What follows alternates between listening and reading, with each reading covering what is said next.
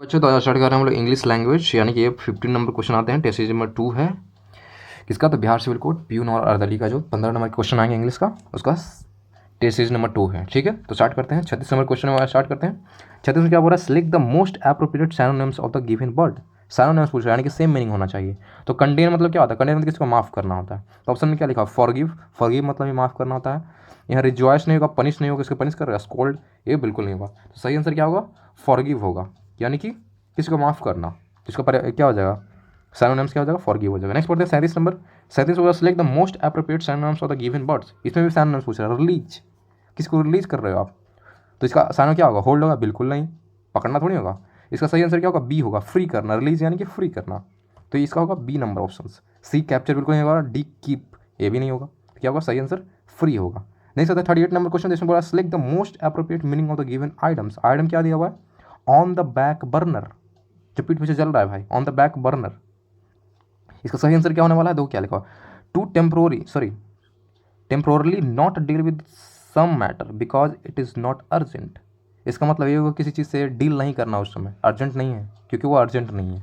To temporarily not deal with some matter because it is not urgent, यानी कि urgent नहीं है इसलिए उस समय क्या होगा, टेम्पोररी से डील नहीं करेंगे, उसी को बोलते हैं ऑन द बैक बर्नर। सही जवाब होगा ए नंबर। ठीक है, अब आता है 39 number question, select the most appropriate options to fill in the blank। यहाँ पर the king often went on hunting dash in the nearby forest. तो हंटिंग के लिए किंग जा रहा है, often went to hunting in the nearby forest. तो मार्च पे जा रहा है, बिल्कुल मार्च पे नहीं होता है।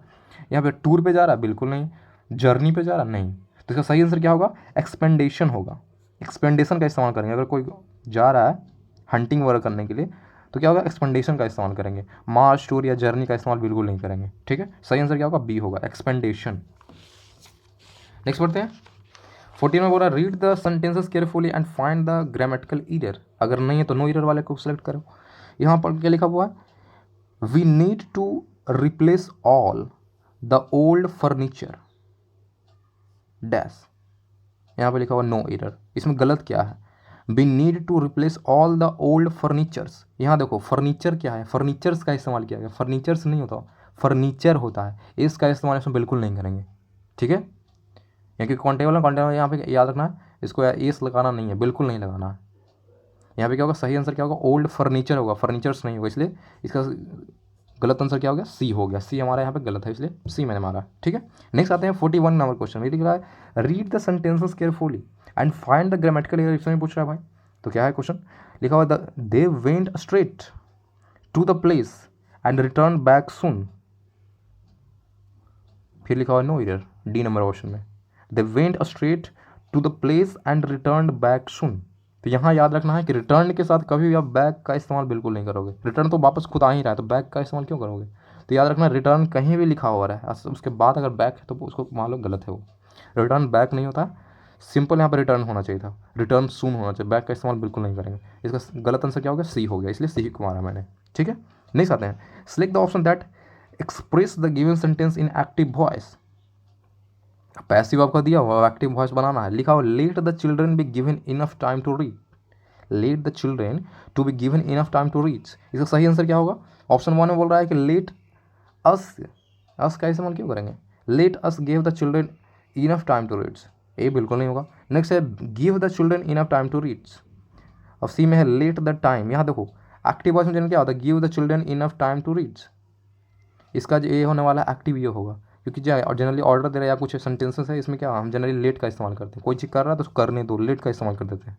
तो इसका सही आंसर क्या होगा, give the children enough time to reads. इसका बी होगा, इसका एक्टिव। सही आंसर ये है।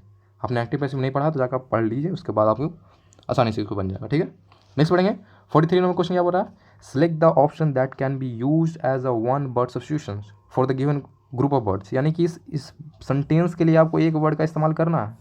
सेंटेंस क्या है भाई, अ गिवन स्पेस, टाइम और पोजीशन, इसको क्या बोलते हैं, कोई आपको टाइम दिया गया, स्पेस दिया गया और पोजीशन दिया गया तो उसको क्या बोलेंगे, उसको स्लॉट बोलते हैं।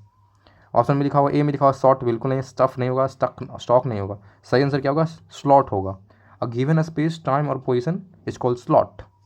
ठीक है, नेक्स्ट पढ़ेंगे 44, लिखा select the incorrectly spelled word. अब ये तो पूछे जाएंगे आपसे। यहाँ लिखो क्या लिखो, गारमेट है, GOURMET, ये बिल्कुल सही लग रहा है। ग्रेसियस ये भी सही है, ग्रेसफुल ये भी सही है, GRACFUL ये भी सही है। यहाँ देखो गवर्नमेंट का गलत लिखा हुआ है, यहाँ पे GOVERNMENT लिखा है, गवर्न होता है, यहाँ पे एन छोड़ दिया इन्होंने, क्या होगा आर के बाद क्या एन आना चाहिए था, तो गलत आंसर क्या हो जाएगा, ये डी हो जाएगा। इसमें इनकरेक्ट पूछ रहा था तो डी हम मारेंगे, GOVERN होना चाहिए, MENT। ठीक है। 45 नंबर आता है, 45 द मोस्ट अप्रोप्रिएट एंटोनिम्स, यानी कि इसका उल्टा पूछ रहा है। फास्टिन, फास्टिन का बोल रहा है एंटो, फास्ट मतलब क्या था, किसी चीज़ को कसना या टाइट करना, उसी को बोलते हैं फास्टन करना। ठीक है। तो ये देखो ऑप्शन में क्या है, इसका उल्टा पूछ रहा है, तो फर्स्ट है रिलीज, हो सकता है, बिल्कुल वही होगा आंसर। नेक्स्ट में लिखा देखो पढ़ते हैं क्या, इसमें लिखा अटैच, ये नहीं होगा। कैच होगा, बिल्कुल नहीं। कनेक्ट होगा, ये नहीं होगा। तो क्या होना, फास्टन का उल्टा क्या होगा, रिलीज होगा, यानी कि उसको छोड़ना, क्योंकि फास्टन में क्या होता है, कसना किसी को होता है, कैद करना होता है। नेक्स्ट बनेगा 46 number, select the most appropriate antonyms of the given word. यहाँ पूरा रिसीड, रिसीड का उल्टा सॉरी एंटोनिम पूछ रहा है, रिसीड मतलब होता क्या, ये पहले देख लेते हैं। रिसेट्स का बोल रहा है एंटोनिम, रिसेट मतलब का घटाना या संकुचित करना, ऐसा सिकोड़ना वगैरह होता है, और क्या। इसमें बोल रहा है लेसन, ऑप्शन में बोल रहा है, बी में बोल रहा है इनलार्ज, सी में बोल रहा है रिड्यूस, और डी में बोल रहा है डिमनिस। देखो यहाँ पर रिड्यूस तो होगा नहीं, क्योंकि ये भी निगेटिव वर्ड लग रहा है, डिमनिस भी नहीं होगा, ये भी निगेटिव लग रहा है। अब इसी दोनों में से कौन हो सकता है, लेकिन सही आंसर क्या होगा, इनलार्ज होगा, इनलार्ज। रिसेट का उल्टा क्या होगा, इनलार्ज होगा। देखते हैं 46 में क्या लिखा हुआ है, 46 थोड़ा देख लेते हैं एक बार। 46 में आपका लिखा हुआ है, देखो क्या है, 46 में रिसेट मतलब होता पीछे हटना, कम होना था। वो देखो यहाँ पे क्या है, रिसेट मतलब कम होना होता है। देखो रिसेट मतलब क्या था, पीछे हटना या कम होना। इसका एंटोनिम पूछा तो इनलार्ज होगा, इसका मतलब होता है बढ़ना, या एडवांस हो सकता है, तो इंटेंसिटी हो सकता है। याद रखना, रिसेट का मतलब क्या होगा, पीछे हटना या कम होना, कम होना। रिसेट मतलब घट रहा है, तो इसका उल्टा क्या होगा, इनलार्ज यानी कि बढ़ना। ठीक है। और ये सारे जो लिखा हुआ है लीजन, रिड्यूस या डिमनिस, ये सारे का मतलब क्या होता है, कम होना, तो ये तो नहीं होगा आंसर। सही आंसर क्या होने वाला है, सही आंसर होने वाला है इनलार्ज 46 का। ठीक है, याद रखना। कहाँ पढ़ रहे थे, हाँ हम लोग यहाँ आ गए 46 नंबर। तो याद रखना, रिसेट मतलब क्या होता है, कम होना, कम होना। ठीक है। नेक्स्ट पढ़ते हैं 47 नंबर बोला क्या, 47 number select the option that can be use as a one word association for the given group of the words. अब गिवन वर्ड क्या है भाई, यहाँ पर लिखा हुआ क्या, the belief that people can not change और अवॉइड वाट हैपन। ऐसा बिलीफ जिसको आप पीपुल चेंज नहीं कर सकता और ना ही उसको अवॉइड कर सकता, उसको क्या बोलेंगे। फर्स्ट में आता है हीरोइज्म, हीरोइज्म थोड़ी होगा ऐसा। नेक्स्ट में लिखा हुआ फैटलिज्म, सी में लिखा हुआ है ट्यूरिज्म, एंड डी में लिखा है पॉपुलिज्म। तो इसका सही आंसर क्या होगा, फैटलिज्म। फैटलिज्म क्या होता है, किस्मत, या क्या बोलते हैं, किस्मत में नहीं है, ये नहीं है वो, इसको बोलते हैं फैटलिज्म। तो सही आंसर क्या होगा, फैटलिज्म होने वाला है। The belief that people can not change और अवॉइड व्हाट हैपन, उसको क्या बोलते हैं, फैटलिज्म, किस्मत। ठीक है। किस्मत को ना चेंज कर सकते हैं, ना बदल सकते हैं, ना ही अवॉइड कर सकते हैं, लोग है तो है, बस वो लोग बिलीव करता है। ठीक है। अब 48 नंबर की बात है, 48 number select the option that can sorry that express the given sentences in the indirect speech. Direct speech आपको दिया हुआ है, इसका इनडायरेक्ट आपको बनाना है। डायरेक्ट में क्या लिखा हुआ है, द गार्डनर सेड, गार्डनर जो बगीचा में काम करता है, the gardener said this rose will bloom early. इसका पूछा इनडायरेक्ट क्या होने वाला, द रोज बिल है, देखो यहाँ बिल का इस्तेमाल किया गया है। सही आंसर क्या होगा, देखो ऑप्शन ए में लिखा हुआ है the gardener said that this rose will bloom, will के जगह बिल ही का इस्तेमाल किया, ये तो बिल्कुल नहीं होगा, ये तो नहीं होने वाला है। नेक्स्ट बोलता है the gardener said that those rose will bloom early, those rose will, यहाँ पे बिल का इस्तेमाल किया, ये भी नहीं होगा। फिर सी नंबर बोल रहा था gardener said that this rose will sorry these rose would bloom early, यहाँ पे देखो दीज का इस्तेमाल किया गया है। देखो कभी भी आप इनडायरेक्ट से डायरेक्ट बनाते हो, क्या डायरेक्ट से इनडायरेक्ट बनाते क्या बनते हो, बिल का क्या करते हो, वुड कर देते हो, और दीज का क्या कर देते हो, दोज में कन्वर्ट कर देते हो। तो इसमें यहाँ पे दीज का दीज रहा है, तो ये भी ऑप्शन नहीं होगा। सही आंसर क्या होगा, डी होगा। डी में देखो क्या लिखा हुआ है, the gardener said that those rose would bloom early. यहाँ देखो दीज को दोज का करा गया है, बिल्कुल सही, और विल को क्या करा गया, वुड करा गया, तो ये क्या होगा, सही होगा, डी नंबर ऑप्शन। विल के जब क्या होगा, वुड होगा। नेक्स्ट बनने वाले 49 क्वेश्चन, सेकंड लास्ट है ये।